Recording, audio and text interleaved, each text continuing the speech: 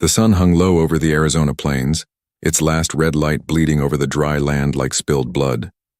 The wind carried dust and the smell of horse sweat, and somewhere in the distance a coyote cried, a sound that made Clara Whitfield's heart sink deeper into her chest. She stood barefoot in the yard behind her uncle's ranch house, wrists bound with rope, lips cracked from thirst. Her uncle, Jedediah Whitfield, had called her out just before sundown. He wore that crooked grin he used whenever money was about to change hands. She'd learned long ago that grin never meant anything good for her. Two Apache riders waited a few yards away, silent and watchful. Their faces were painted in streaks of red and black, feathers braided into their dark hair. They sat tall on their ponies, proud and still, their eyes like polished obsidian. Clara swallowed hard. "Uncle Jed," she whispered, "what are you doing?" Jed spat tobacco juice into the dirt. "Girl, you've been more trouble than you're worth. I fed you, clothed you, and what do I get? Backtalk and shame. You ain't got a husband, you ain't got a dollar. But these men," he gestured toward the Apaches, "they've got something I want." One of the Apaches dismounted. He was taller than she expected, his skin bronze beneath the sinking light, his movements quiet as a cat's. He wore a deer-hide shirt and a necklace of bone. In his eyes she saw no cruelty, only calm, endless patience. The other man, older, spoke in broken English. "He will take her. Trade is fair." Clara's breath hitched. "Take me, you can't sell me," she cried, turning to her uncle. Jed grabbed her by the arm, yanking her close enough that she could smell the whiskey on his breath. "I can do whatever I please, girl. You're my kin, and there ain't a soul in 50 miles who'll stop me." She jerked away, her heart pounding like a wild drum. "You'd sell your own blood to savages?" "Better them than to the dust," he growled. The Apache leader stepped forward then, Tarek, though she didn't yet know his name. He held out 2 reins. Behind him stood a pair of fine horses, strong and well-fed. Beside them on a mule rested a crate covered in canvas. Clara caught the glint of metal beneath it. Rifles. Jed's eyes gleamed. He licked his lips, nodding. Deal's done. Before Clara could run, rough hands shoved her forward. Her knees hit the dirt hard. Tarek's gaze met hers, steady and unflinching. She expected him to sneer, to gloat, but instead he knelt beside her and cut the ropes from her wrists with a small blade. She stared at him in confusion. His hand brushed hers for just a second, warm, sure, and strangely gentle. "No hurt," he said quietly. "You come. You safe?" His accent was heavy, his voice deep and calm. She didn't understand his meaning, but something in it made her chest tighten. Jed laughed harshly.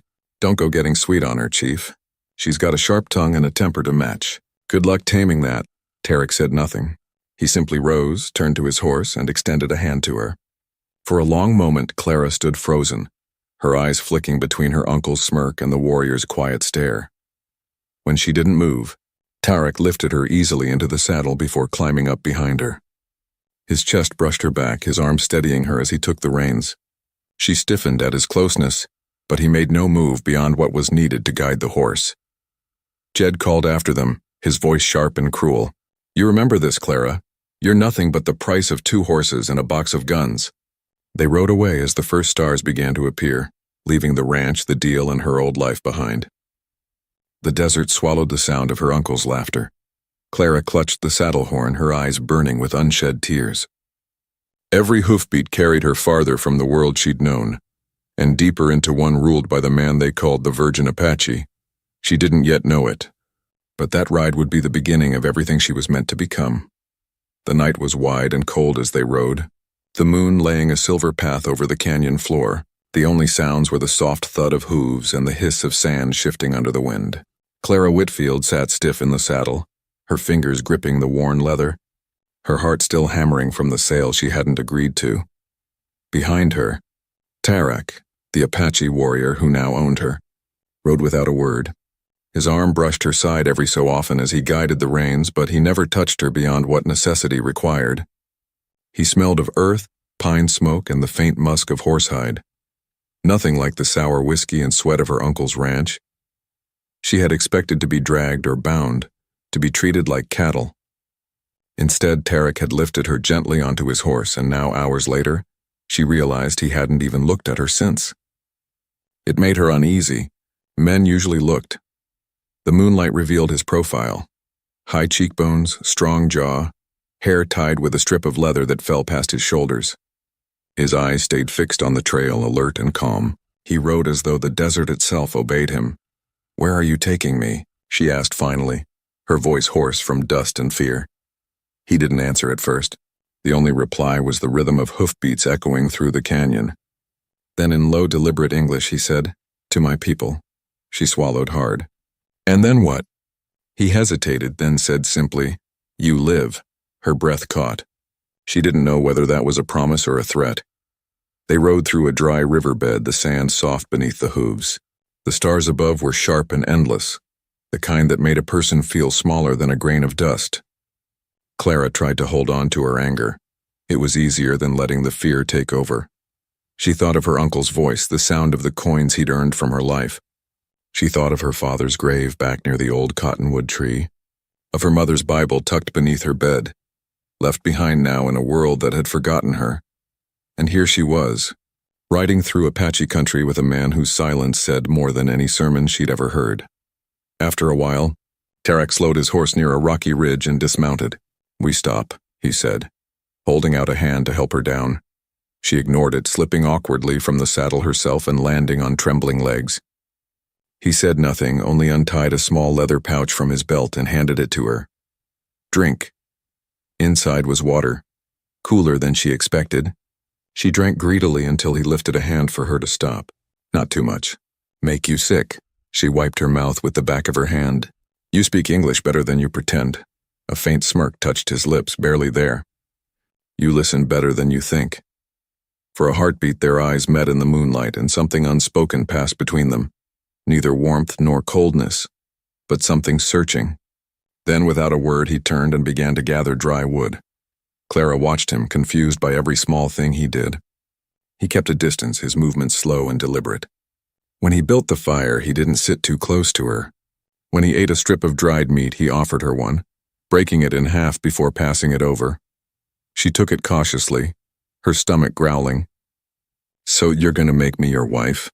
she asked. He looked into the flames. "It was agreed. Did you agree?" she pressed. He didn't answer for a long while. Finally, he said, "It was meant." She frowned, unsure what that meant exactly. But she didn't push further. When the fire burned low, Tarek rose and took off his outer blanket, handing it to her. "Cold comes fast," he said simply. She hesitated, then accepted it. The warmth startled her, the scent of smoke and sage clinging to it. He didn't sleep near her.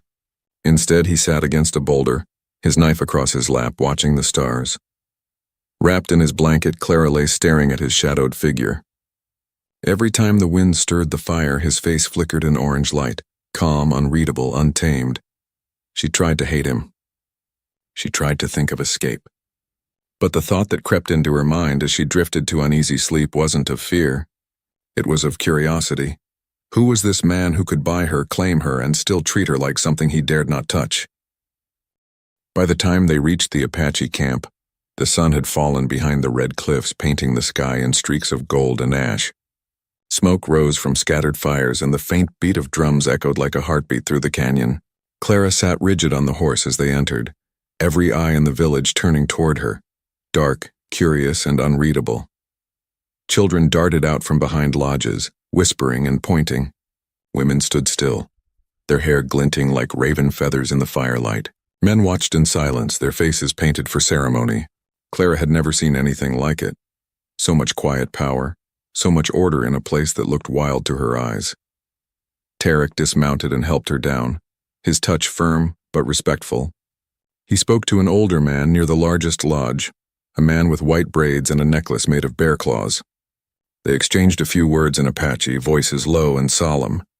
Then the elder's gaze turned to Clara. He studied her a long moment before nodding once. Tarek turned to her. "You come," he said. Her legs felt weak, but she followed as he led her toward the center of the camp where a great fire burned. Around it, warriors and women gathered in a wide circle. The air smelled of sage, pine, and something sweet she couldn't name. An older woman approached Clara with calm, kind eyes. Without speaking, she took Clara's hand and guided her away from the crowd to a nearby tent. Inside, it was dim and cool. The woman pointed to a small basin of water and a pile of clean deerskins. Clara hesitated. What is this? The woman only smiled and mimed washing her hands, her hair.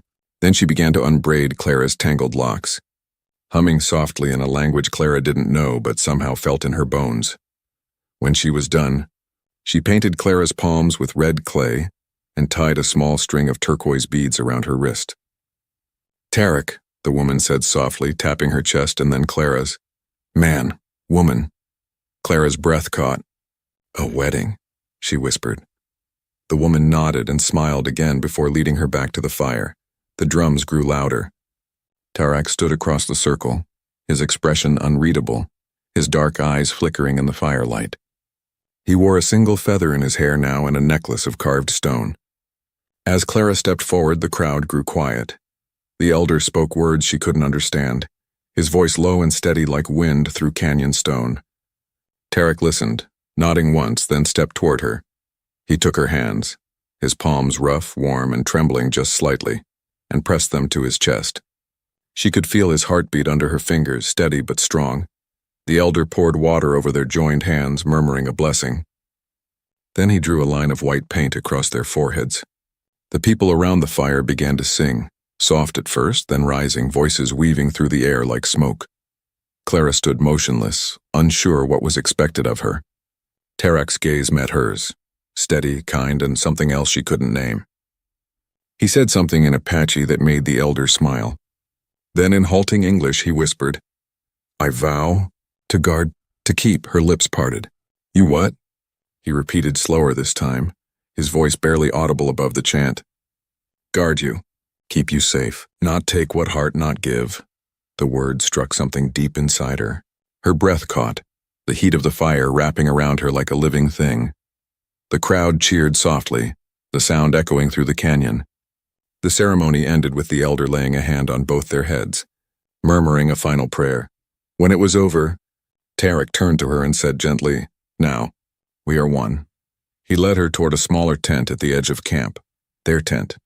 The women followed behind, carrying blankets and candles. As they entered, the fire outside flickered through the open flap, throwing golden light across the ground. Clara's hands shook as she looked around the space. Animal skins spread neatly, a small fire burning low in the center, and a woven mat against the wall. She turned to face him, her voice trembling. What happens now? Tarek looked at her for a long moment, then said softly, Now, we talk to the fire, and listen to the heart. And in that moment, with the scent of smoke and earth between them, Clara realized this marriage might not be what she feared. It might be something far more dangerous, something she didn't yet understand. The fire outside their tent flickered low, casting shadows that danced across the woven walls. Clara Whitfield sat on the edge of the deerskin mat, her fingers twisting the hem of her dress, heart hammering so hard it almost drowned out the distant sounds of the camp. She could hear the soft breathing of the warriors outside, the occasional crackle of the fire, and the steady, deliberate presence of Tarek. Sitting across from her, she had imagined this moment 1,000 times, terrible visions of pain, of being dragged across the desert, of a man taking what was never his to claim. But Tarek, he hadn't moved closer. He hadn't reached for her in anger or lust or possession. Instead, he sat cross-legged, knees drawn slightly apart, hands resting lightly on his thighs, eyes fixed on the fire. Clara's chest tightened. She wanted to hate him, to push him, to call him savage.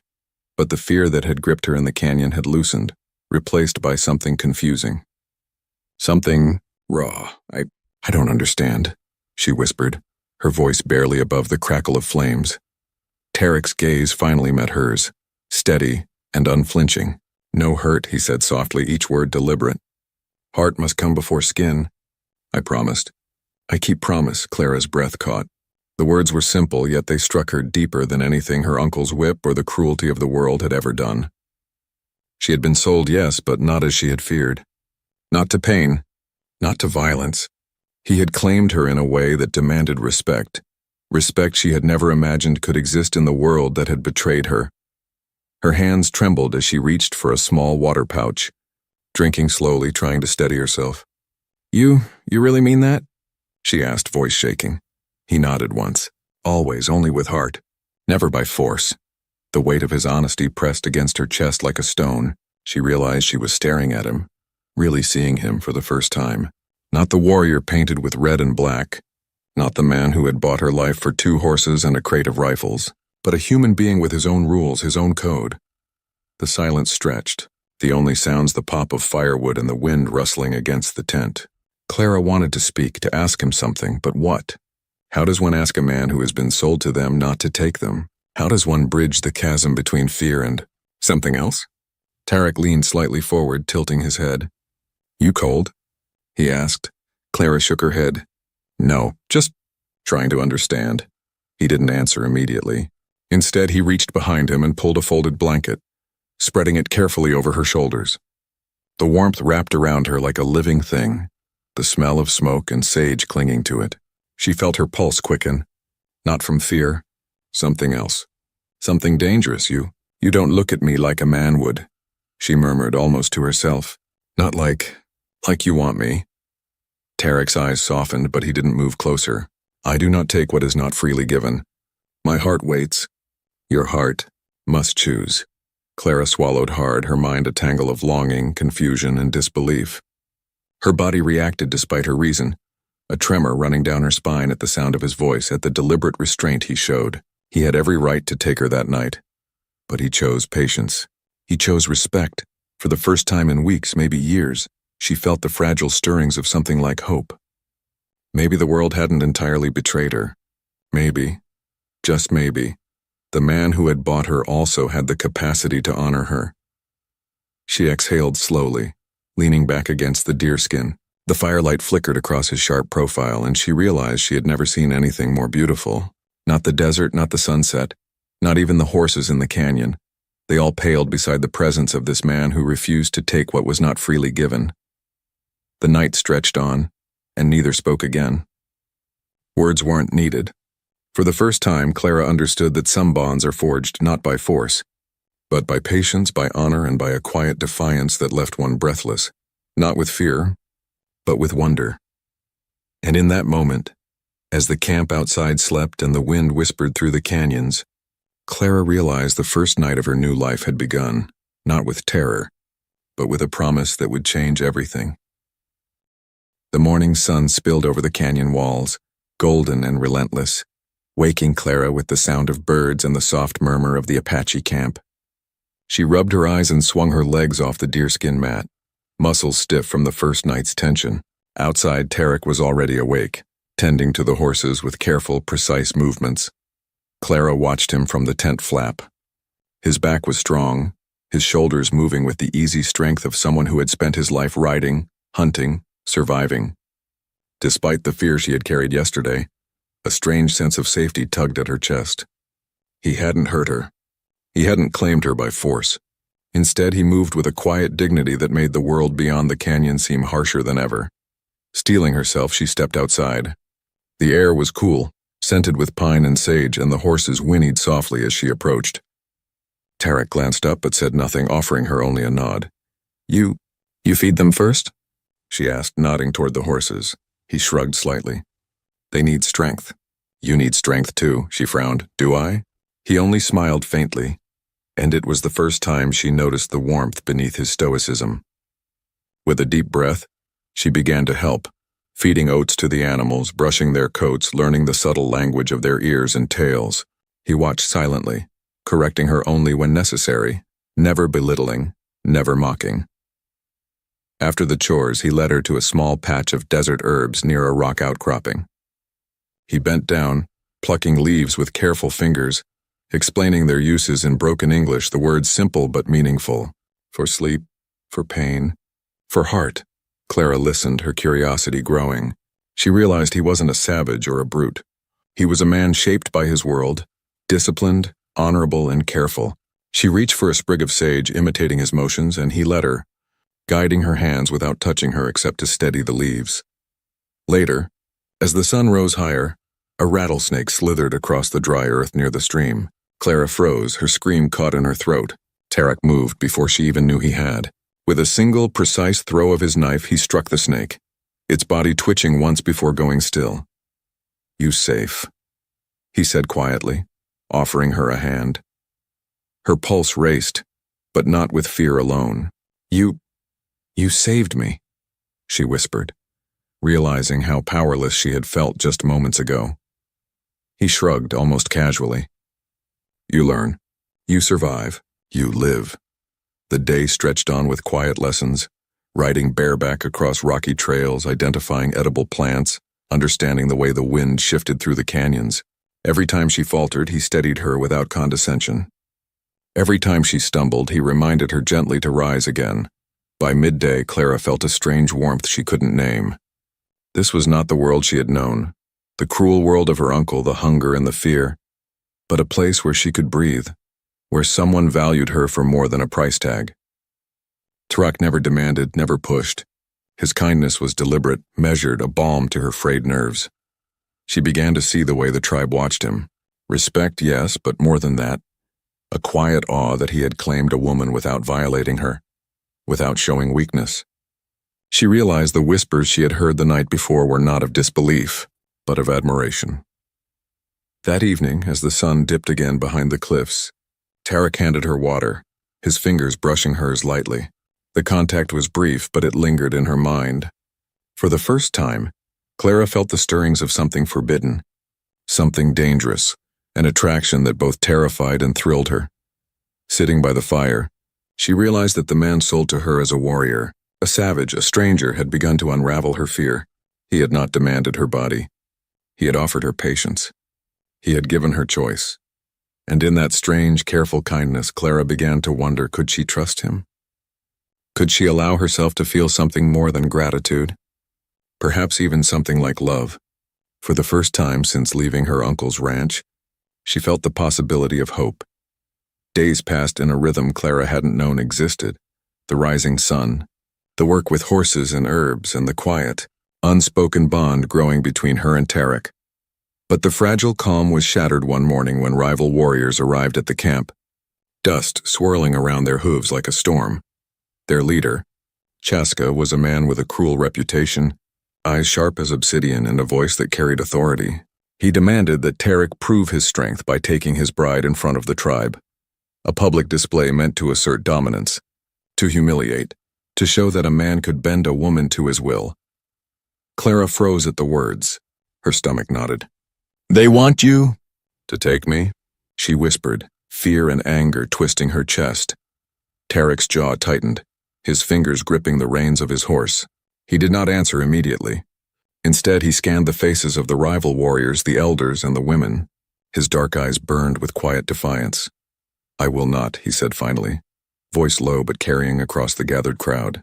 "She is not prize. She is mine because she chooses me, not because you demand it." A murmur rippled through the onlookers. Some whispered admiration, others disbelief. Chaska laughed, a cold, bitter sound. "A virgin woman cannot speak. You will obey our tradition or face dishonor." Tarak's hand went to his knife, but he did not draw it. Instead, he dismounted slowly and stepped toward Clara, placing himself between her and the intruders. "If honor is in force, then dishonor is in chains," he said. Clara's heart pounded in her chest, a mix of fear and awe. She had never seen a man confront danger like this. Not her uncle, not the lawman of the plains, not any man she had ever known. Tarak was fearless, not because he was reckless, but because he had a code that would not bend. Chaska's men sneered, advancing with knives and spears, but the tribe's elders stepped forward, shaking their heads. Whispers grew loud. Tarak defied the custom, yet his strength and honor were clear. To harm him, or her, would bring shame upon themselves. Still, as night fell, the rival warriors retreated, their pride wounded but not extinguished. The camp exhaled a collective sigh of relief, yet the danger had not passed. That night, Clara was awakened by the smell of smoke and the roar of flames. The rival warriors had set fire to the edge of the camp in revenge, testing Tarak's resolve. Clara screamed as she ran outside, only to find Tarak already there, shielding her with his own body as he swung a blanket against the flames, dragging embers away with his bare hands. The heat seared his shoulders, and Clara saw fresh burns crimson against his bronze skin.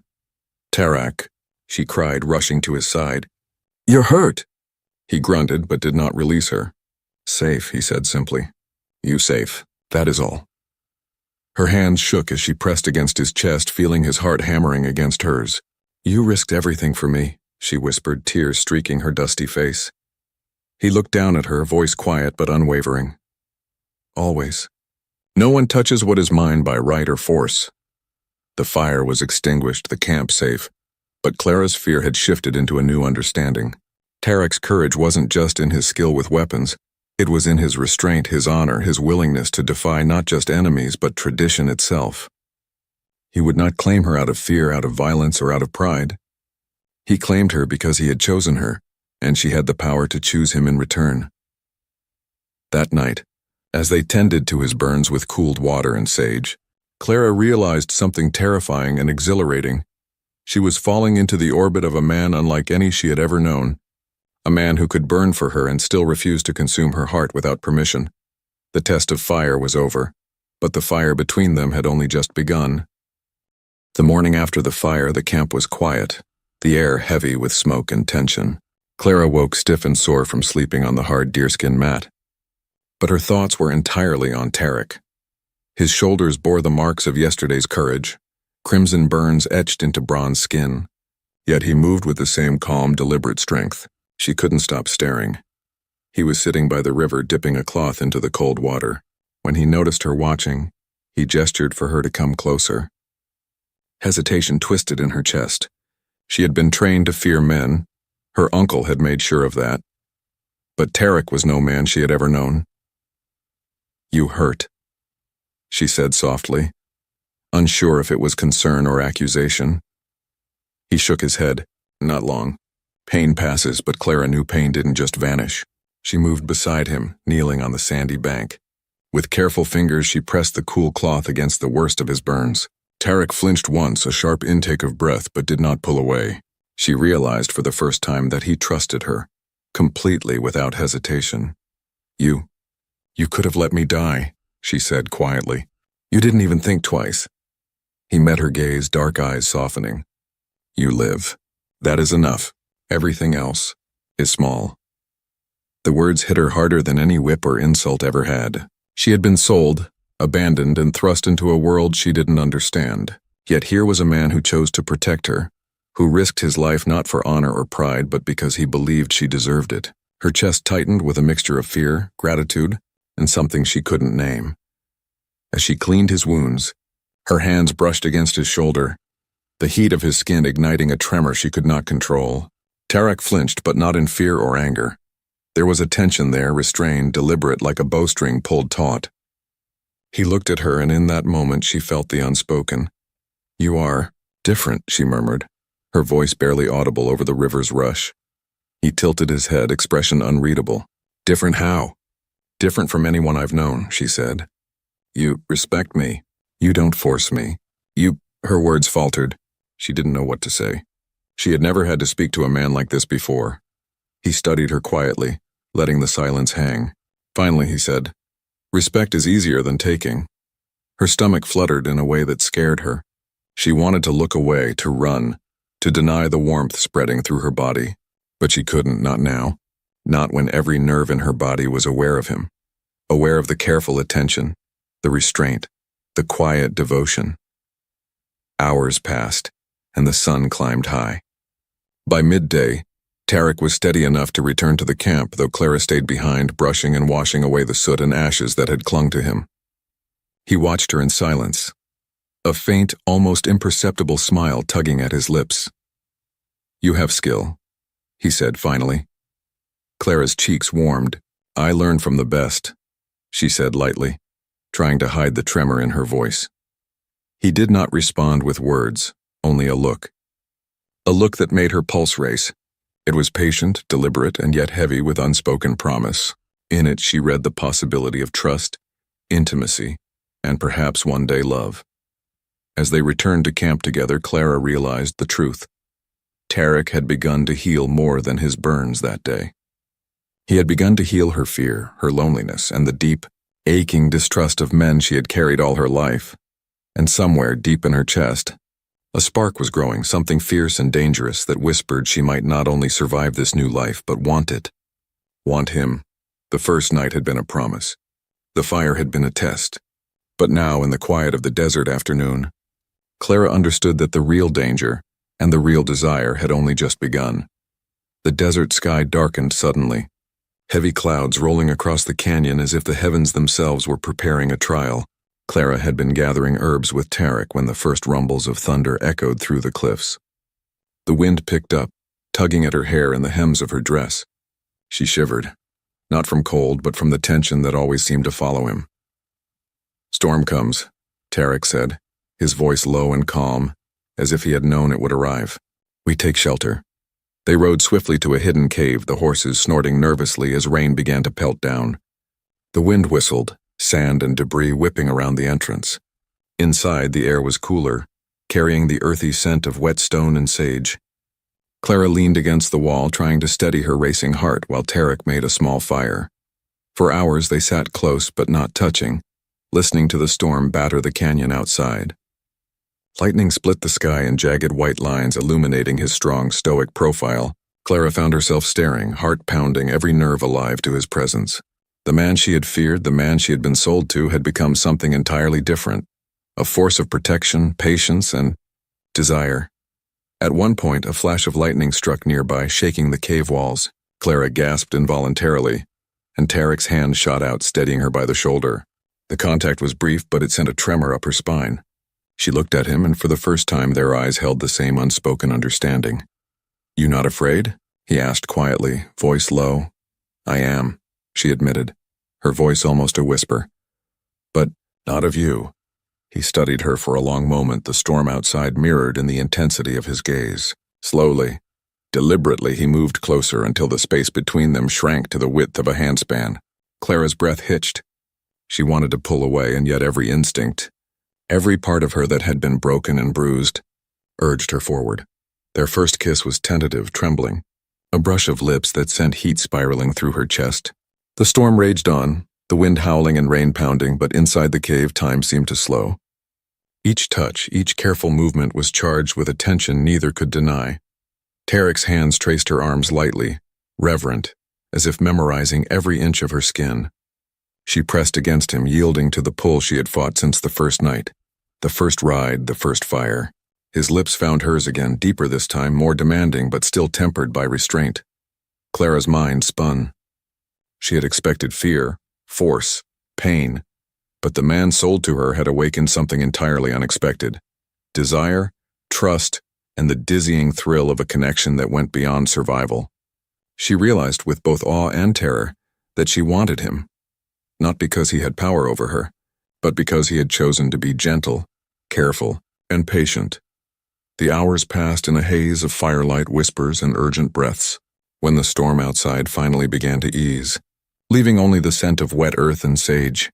They lay close together, exhausted, hearts pounding in sync. Clara pressed her forehead against his chest, listening to the steady beat of his heart. "You," she murmured. "I wait," he replied softly, "always, until you choose." And in that moment, Clara understood something she could not have imagined when she was first sold. Love could be born from fear, passion from patience, and trust from honor. The storm had passed outside, but within the cave a far fiercer fire had been lit, a fire that would consume them both in ways neither of them could deny. Weeks had passed since the storm, and the desert seemed almost peaceful again. The canyon walls glowed in the late afternoon sun, casting long shadows across the camp. But the peace was fragile. Clara sensed it before anyone spoke, a tension in the air, a restlessness among the warriors. Rumors had reached them. White soldiers were on the hunt, searching for a kidnapped girl. Clara's stomach tightened. She had been sold, yes, but now she knew the truth. Tarek had not taken her by force. Still, to outsiders, appearances were everything. She looked at the warrior by her side, Tarek, whose dark eyes scanned the horizon as if he could see the soldiers before they even arrived. "They come," he said quietly, tone calm but alert. Clara's fingers clenched. Will they take me?" Tarek shook his head. "No one takes what chooses. You choose." Her heart surged at his words, but the fear of what the soldiers might do kept her silent. She had no plan, no leverage, only the raw, untested bond with the man who had saved her, healed her, and ignited a fire she could not yet name. As the sun dipped below the cliffs, A small cavalry unit appeared on the horizon, dust rising with their horses' hooves. Clara felt the tension spike in the camp. The soldiers called out her name, claiming she had been kidnapped by savages, a story designed to inflame and justify violence. "Stay back," Tarek commanded, stepping in front of her. His hand rested lightly on the bow of his knife, a silent warning. One of the officers dismounted, striding forward with a swagger meant to intimidate. "That girl is under our protection," he said, eyes cold. "You'll hand her over or we'll take her by force." Clara's pulse raced. For a brief moment, fear clawed at her throat, but then she remembered the nights by the fire, the storm, the care he had shown. The man who had been sold to her had never forced himself upon her. He had risked everything to protect her, and now, for the first time, she understood her own power. "I'm not kidnapped," she said, stepping forward. Her voice was clear, steady, stronger than she felt. "I am here because I choose to be. I am not yours to claim." The soldiers stared, surprised at her defiance. Tarek's dark eyes softened as he watched her, a faint smile tugging at his lips. He stepped closer, a protective shadow. "She chooses me," he said quietly. "You understand?" The officer's jaw tightened, but the clarity in Clara's eyes and the unwavering presence of the Apache warrior gave him pause. The soldiers lowered their guns, uncertainty rippling through their ranks. You are free to leave," Clara said, addressing both the soldiers and the men who had once considered her a commodity. "But you will not touch me. You will not take what I have chosen to give. I am not yours. I am mine." A hush fell over the canyon. Even the wind seemed to pause in respect. Tarek reached out, brushing a strand of dust-streaked hair from her face. "You speak true," he murmured. His voice, low and steady, held both admiration and devotion. Clara's heart pounded and she realized the weight of what had just happened. She had stood for herself, for her right to choose, and had been heard. The soldiers could take nothing. Her uncle could have no claim. Only she and Tarek owned the truth of this bond. As the cavalry withdrew, their horses kicking up dust that glinted in the dying light, Clara looked at Tarek. Relief, gratitude, and something deeper, something like love, surged through her. "You risked everything," she whispered. He shook his head, eyes meeting hers. "Always, because you are mine, by choice, not by force." For the first time, Clara allowed herself to believe it. The desert, the storm, the fires, the fear, all of it had led to this moment. She had chosen, he had protected, and together they had claimed a freedom neither soldier nor lawman could take away. The canyon was quiet now, but inside Clara's chest, a new fire burned, one of trust, courage, and love that had survived every test the world had thrown at her. The morning after the cavalry left, the canyon was still, the air clear and golden with the early sun. Clara Whitfield stepped outside the tent, breathing in the scent of sage and wet earth, her hands brushing the soft fur of the horses as they nuzzled her. Beside her, Tarek moved with the quiet confidence of a man at home in this land. A warrior, a protector, a man who had risked everything to keep her safe. She turned to him, her chest tight with emotion. The past weeks had been a whirlwind of fear, passion, danger, and trust. From the day she had been sold, she had walked a narrow line between terror and wonder. But now, standing in the warm light of the desert, she realized she had crossed into something far greater, love born of choice, courage, and patience. Tarek approached, his dark eyes softening as they met hers. He knelt down, brushing a hand gently over her cheek. "You are mine," he said simply. "Not by force, not by fear, by heart, by will. You choose me and I choose you." Clara's lips trembled as she whispered, "I choose you, Tarek, I always have." He smiled faintly, a rare warmth lighting his face. "Then the world can take nothing from us. The canyon, the desert, the tribe. It is ours. Together." The camp around them stirred with life, but in that moment it felt as if they were the only two people in existence. She thought back to the first night, the ride from her uncle's ranch, the fear that had once threatened to swallow her whole. That fear had transformed, molded into trust, desire, and a fierce, unbreakable bond. Tarek rose and offered his hand. Clara took it, feeling the strength and certainty in his grip. He guided her to a small rise overlooking the canyon, where the wind whispered through the cliffs and the sun sparkled across the desert floor. "Here," he said, his voice carrying across the open space, We begin anew. No past, no fear, no chains. Clara looked out over the canyon, letting the vastness sink into her bones. She felt a sense of freedom she had never known. The world could never take her choice from her. And beside her, Tarek's presence was a promise, a vow written not in words or laws, but in actions, honor, and a heart that would never betray hers. She turned to him, and he smiled, a small, gentle curve of his lips. His hands found hers, fingers interlocking. "I vow," he said, "to protect you, to honor you, to love you always." Clara's chest ached with emotion. She had never imagined a life like this. One where her voice mattered, where her heart could guide her, where love was a choice freely given and fiercely defended. "I vow the same," she said, her voice steady. "To be with you, to trust you, to love you, in all storms and in all sun." The wind picked up, tugging at their hair and clothes, as if the desert itself had heard their promises and was blessing their union. Around them, the tribe watched quietly, offering nods of respect and approval. The fire from previous nights, the tests, the storms, all of it had led to this moment. Tarek drew her close, not with force, but with tenderness, holding her against him. Clara felt the steady beat of his heart beneath her cheek, a rhythm she had learned to trust, to depend on, to love. She pressed her forehead to his, inhaling the scent of earth, smoke, and the warrior who had become her world. The canyon stretched out before them, endless and golden. The past could not reach them here. The future was theirs to claim, built on respect, trust, and the bond forged in fire and storm. Clara whispered, "We are free." Tarek's voice rumbled softly in her ear. Free, and together, always. And in the quiet of the desert, under the vast sky, two hearts pledged themselves fully, a vow stronger than fear, stronger than tradition, stronger than the wildlands they called home. Love finally had found its way,